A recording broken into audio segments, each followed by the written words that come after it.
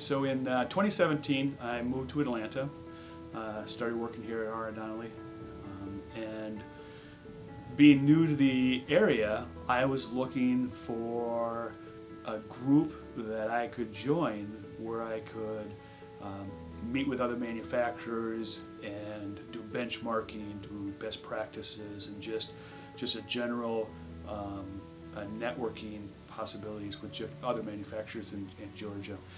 So we have a sales rep here that knew Jason. Jason and I started talking. I told the sales rep, I said, yeah, let's make a soft introduction because I'm looking for somebody to help me out in that journey anyhow. So we brought him in, we sat down and talked and learned a little bit more about GMA, and I said, wow, this is a really interesting model. So not only do I have access to manufacturers, but if I need engineering support or banking, I don't really necessarily need banking, but any other types of services, this group has a rich network of all kinds of different contacts, which is really helpful and valuable to me. The value of GMA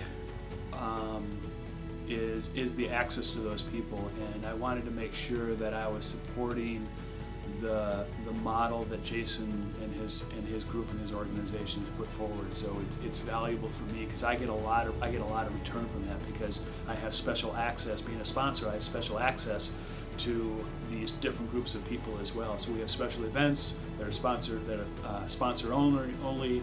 I'm part of the advisory board now. So it was a longer term mission for me to be able to have access to all the different aspects of GMA.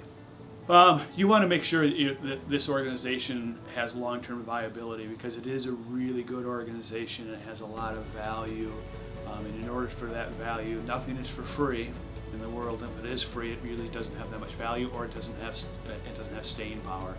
And I continue to sponsor the organization because it has value for me, and I want to make sure I can continue to reap the rewards of that value year over year.